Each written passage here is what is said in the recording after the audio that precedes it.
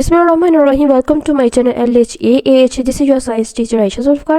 Today student आज हम पढ़ेंगे 5.2 डिफिजन ऑफ पार्टिकल्स हल होने वाले ज़रात। तो लास्ट लेक्चर में हमने डिस्कस किया था अपने चैप्टर 5 का 6th क्लास की अप टू डेट सिलेबस 2026 का, जिसमें हमने पढ़ा था मैटर एज अ पार्टिकल्स, मादे जैसे ज़रात। अब मादे जैसे ज़रात में हमने सॉलिड क्या होता है, लिक्विड क्या होता है, गैसेस क्या होती है, इसको हमने डिटेल में देखा था।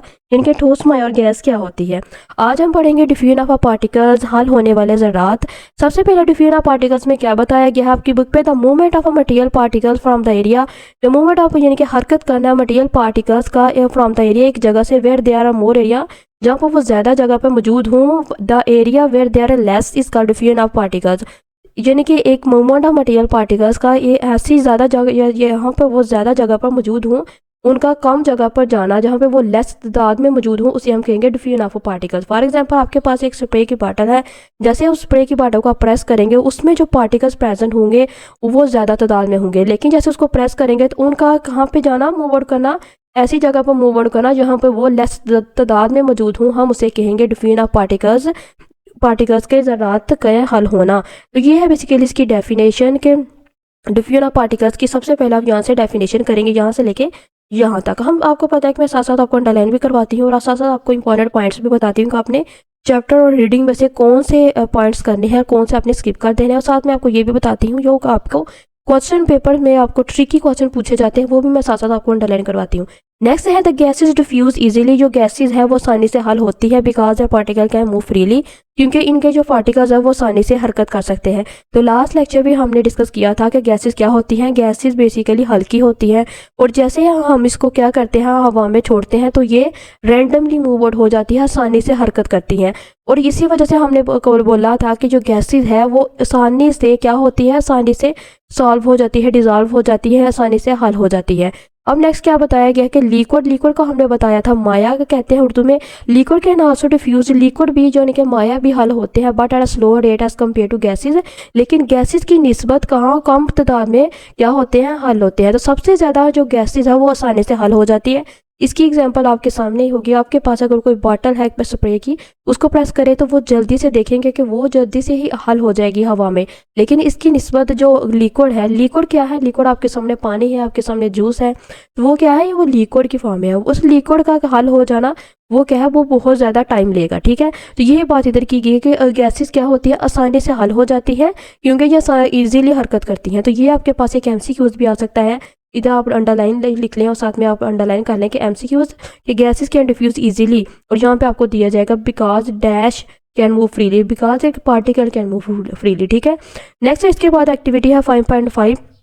इसमें भी सेम वही जो मैंने आपको एक्सपेरिमेंट की दिया कि आपने स्प्रे की बॉटल लेनी है, उस स्प्रे की बॉटल को क्लासरूम में लेकर आना है। एक कोने में जैसे आप स्प्रे करेंगे तो आप देखेंगे वो जो परफ्यूम की जो बॉटल है वो पूरे कमरे में उसकी स्मेल फैल जाएगी। तो इसकी रीज़न क्या है, इधर what make the whole room fragrance. इसकी रीज़न ये है कि जैसे ही आप इसको प्रेस करेंगे तो उसमें जो डिफ्यूजेबल पार्टिकल है वो आसानी से क्या होंगे, उसमें जो गैसेज हैं, जो डिफ्यूजेबल गैसेज हैं वो क्या करेंगे, आसानी से पूरे रूम में हल हो जाएंगी। इस वजह से हम कहेंगे कि इसमें बेसिकली डिफ्यूजन गैसेज थी। ये कौन सी गैसेज थी, गैसेज डिफ्यूज। तो आप ये यहाँ से लिख सकते हैं, ये डिफ्यूजन के स्पेलिंग है। ठीक है, इसके बाद है 5.5 के बाद ये इजी सा एक्सपेरिमेंट था। 5.5 के बाद थिक टैग था, the pleasant smell of the food being cooked in the kitchen and reach the other room of the houses. यानी यहाँ पे बात की गई है कि फॉर एग्जांपल अगर आपकी मदर किचन में खाना बनाती है तो उसकी स्मेल है पूरे घर में कैसे फैल जाती है। तो उसका भी answer that is diffusion particles, यानी कि गैसेज ऑफ डिफ्यूजन है। ठीक है, क्योंकि जैसे ही वो खाना बनाती है तो जो स्मेल है वो पूरे रूम में या पूरे घर में इस वजह से फैलती है क्योंकि जो खाने में क्या है, स्मेल में क्या है, गैसेज हैं। गैसेज क्या करती हैं, वो आसानी से हल हो जाती हैं। इसके बाद है 5.5 थिंक टैंक के बाद है एक्टिविटी दी गई है आपकी बुक पे। इस एक्टिविटी में क्या बताया गया है कि एक्टिविटी है 5.6 में collect a pollen grain from the sunflower.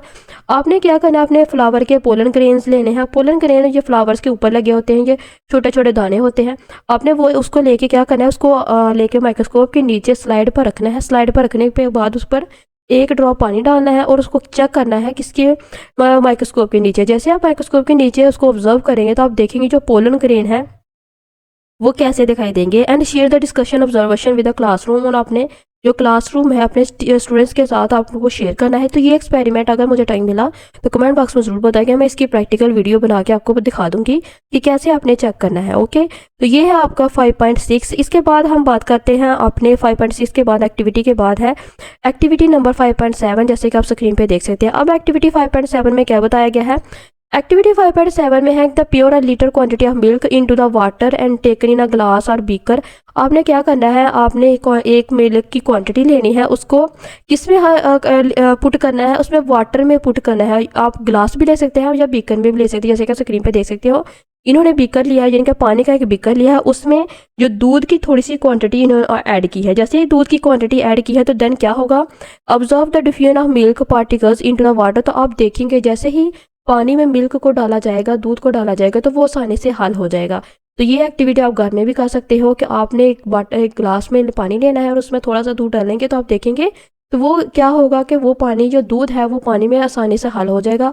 इसकी रीज़न भी यही है, डिफ्यूजेबल पार्टिकल्स, डिफ्यूजन ऑफ पार्टिकल्स, यानी कि हल होने वाले ज़रात। क्योंकि दूध में जो पानी है, पानी में बेसिकली ऐसा पार्टिकल्स प्रेजेंट होते हैं, क्या कौन से प्रेजेंट जो आसानी से किसी भी चीज़ को क्या करते हैं, हल कर सकते हैं। बेशक अगर आप पानी में दूध मिलाए, चीनी मिलाए या नमक मिलाए तो वो क्या करते हैं, हर चीज़ को आसानी से हल कर देते हैं। तो सेकंड एक्टिविटी है 5.8 में क्या बताया गया है, take a few crystal of salt. आपने जो नमक के चंद कतरे लेने हैं, ठीक है। इसके बाद क्या करना है, and add the same in the water contain in a glass और बीकर। तो आपने सेम वो इसी तरह एक पानी का ग्लास लेना है, जो बीकर लेना, उसमें क्या करना है, उसमें पानी जो नमक के थोड़े से कतरे डालने हैं।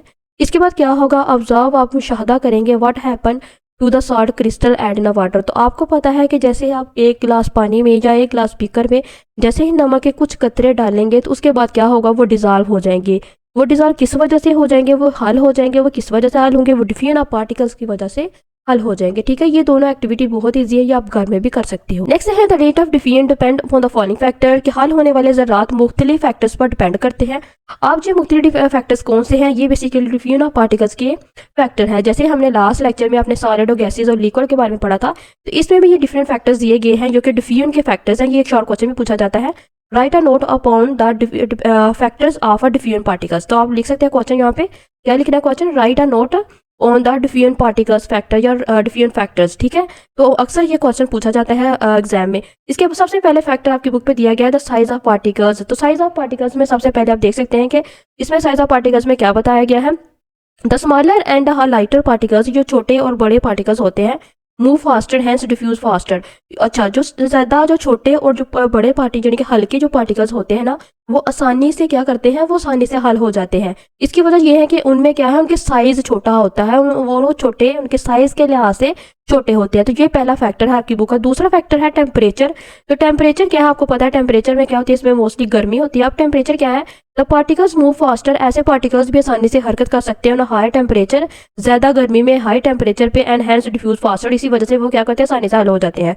तो आपको पता है कि फॉर एग्जाम्पल आपने एक पार्टिकल्स लिया, कोई सा भी पार्टिकल्स लेने, जैसे ही आप उसको क्या करेंगे, हीट देंगे। फॉर एग्जाम्पल इसकी मोस्ट कॉमन एग्जाम्पल है कि अगर आपने अपनी शुगर है, शुगर क्या है, एक पार्टिकल्स है, उसको जैसे ही आप आग पे रखेंगे तो वो शुगर है, वो चीनी है, वो क्या करेगी, आसानी से पिघलना शुरू हो जाएगी।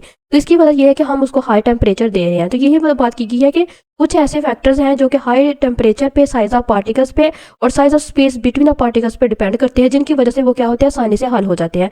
थर्ड वन क्या है, the size of space between the particles. अब size of space between the particles में क्या बताया गया है, इनमें क्या है कि इनमें स्पेस जो होती है पार्टिकल्स के दरमियान, उसके साइज के बारे में बताया गया है। The large size, the large space between the particles, जो ज़्यादा तादाद में जो जगह होती है पार्टिकल्स के दरमियान, जो सब्सटेंसेस के दरमियान, allow the particles of other substances, वो पार्टिकल्स को क्या करती है, अलाउ करती है दूसरे सब्सटेंसेस को टू डिफ्यूज इनटू इजीली, कि वो आसानी से हल हो सके। तो ज़्यादा जो स्पेस होती है पार्टिकल्स में, वो उन पार्टिकल्स में भी क्या होता है कि जब वो एक दूसरे को इजाज़त देती है कि वो आसानी से हल हो जाए। इसके है बेसिकली डिफरेंट फैक्टर्स। आप ये इसमें तीनों फैक्टर आपने लिख देंगे।